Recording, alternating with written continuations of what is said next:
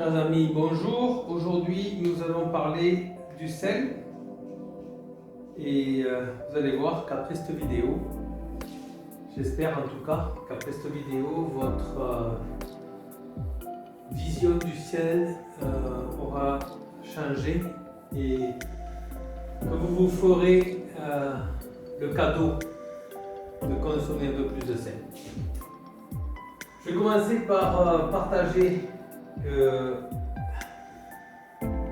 l'être humain est constitué de 102 minéraux. Le sel, alors attention, c'est le sel de Guérande. Le sel de Guérande contient 87 minéraux. Donc c'est un peu plus de 80% de tous les minéraux dont vous êtes constitués se trouvent dans le sel. Donc un minéral qui est très important,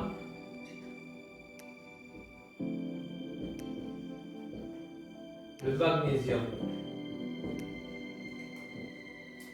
Et je vous invite à faire le test.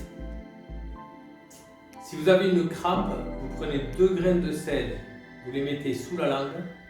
En 2 secondes, votre crampe sera passée.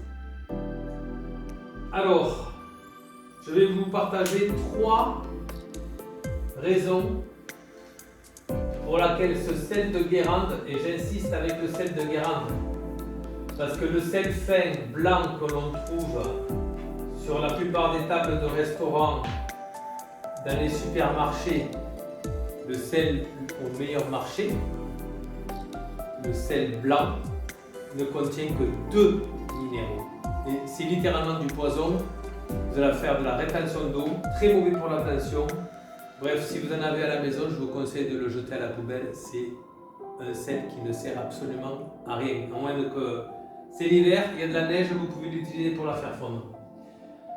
Donc, voici les 3 choses les plus importantes pour lesquelles je vous recommande le sel. On va commencer par l'estomac.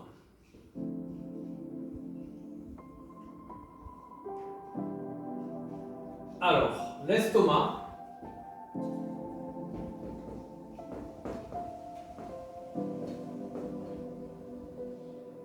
a besoin du sel pour pouvoir fabriquer de l'acide gastrique.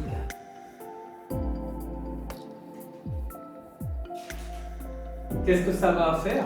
Et si vous avez un acide gastrique qui est puissant, vous allez mieux digérer tous les aliments.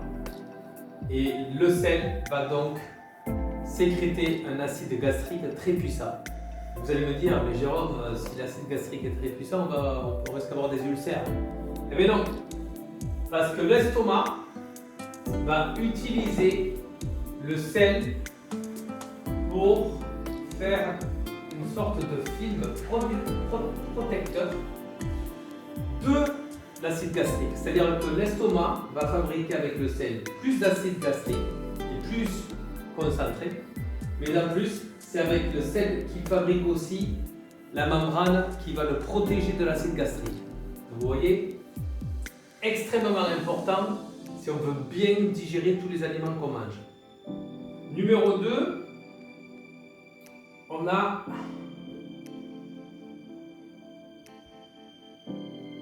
les reins. Alors les reins, on va faire comme ça.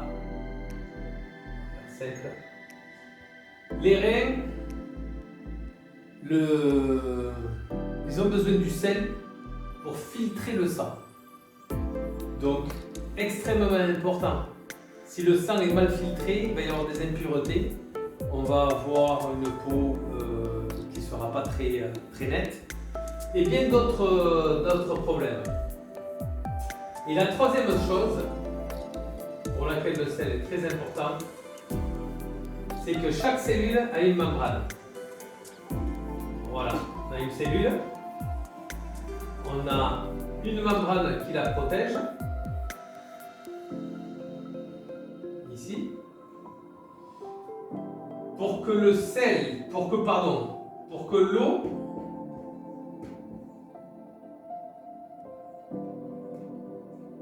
transperce la membrane de la cellule et puisse rentrer dans la cellule, il lui faut le sel.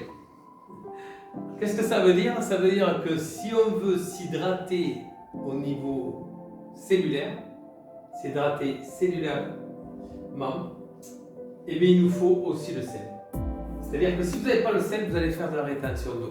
Contrairement à ce qu'on peut entendre, que le sel provoque la rétention d'eau, c'est vrai avec le sel blanc, le sel fin, qui n'a que 2 minéraux. Et si vous avez le sel de Guérande, qui est ramassé à la main et qui n'est pas raffiné, pas trafiqué, et bien ce sel-là, voilà, au niveau de la cellule, vous allez vous hydrater au niveau cellulaire. Alors, seulement le sel va vous permettre de mieux digérer. Ça veut dire que vous aurez moins de problèmes intestinaux. Si vous avez des problèmes intestinaux, commencez par prendre du sel. Les reins vont filtrer le sang.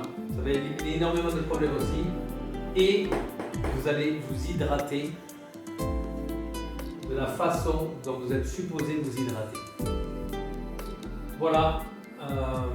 Maintenant, je sais que ça va être, c'est assez difficile à le croire parce qu'on nous dit assez souvent que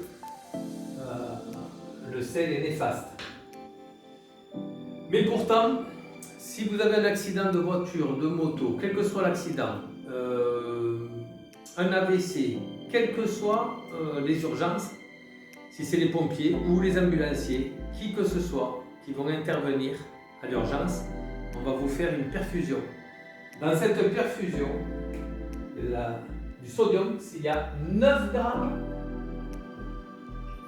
de sel.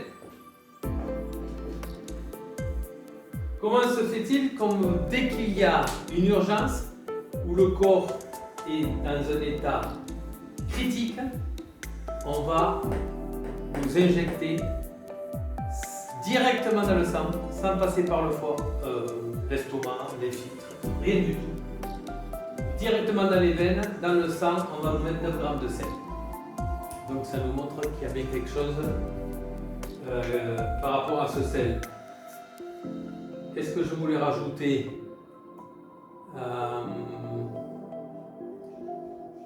Oui, combien de sel prendre par jour?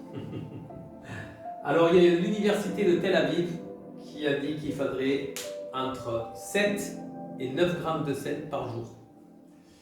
Alors ça fait beaucoup de sel, mais en même temps, notre sang est salé. On transpire, c'est salé. L'urine est salée. Donc il faut bien que tout ce sel vienne de quelque part. Et donc voilà, entre 7 grammes et 9 grammes par jour. Alors, ce que je conseille à tous mes patients, c'est de faire de la sole. La sole, c'est de l'eau saturée au sel. Vous prenez une cuillère à soupe de cette eau par jour. Et moi, personnellement, je la mélange avec une cuillère à soupe de vinaigre de cidre, un jus de citron pressé. Et avec ces 3 éléments, vous avez pratiquement les 102 minéraux dont vous êtes composé. Quand vous donnez à votre corps tous les minéraux dont il a besoin et dont il est conçu, le corps, pendant le sommeil, va se réparer. Voilà, petite vidéo sur le sel. Merci beaucoup et je vous souhaite une bonne et douce journée.